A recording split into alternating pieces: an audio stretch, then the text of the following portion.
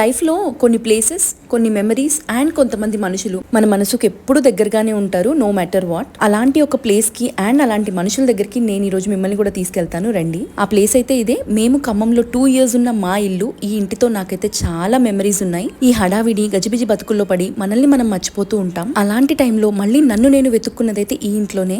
ఈ ఇంటికి వచ్చి ఎప్పుడైతే లైఫ్ స్టార్ట్ చేశానో అప్పుడు అసలు లైఫ్ అంటే ఏంటి, దీపు ఇంత స్ట్రాంగ్ గా ఇంత ఇండిపెండెంట్ అనేది అర్థం చేసుకున్నాను. మనము లైఫ్ లో చాలా మందిని మీట్ అవుతూ ఉంటాం, చాలా నేర్చుకుంటూ ఉంటాం. మంచి అవ్వచ్చు, చెడవచ్చు, పాఠాలు అవ్వచ్చు, ప్రేమ అవ్వచ్చు. అలా అని వచ్చిన వాళ్ళందరూ మన లైఫ్ లో ఉండిపోరు కదా. అలా వాళ్ళు మన లైఫ్ లో ఇంకా ఉన్నారు అంటే వాళ్ళు చాలా స్పెషల్ అని అర్థం. అలా నా లైఫ్ లో చాలా స్పెషల్ పర్సన్ ఎవరు అంటే ఉషా ఆంటీ. ఉషా ఆంటీ అంటే ఖమ్మంలో మా పక్క ఫ్లాట్ లో ఉండేవాళ్ళు.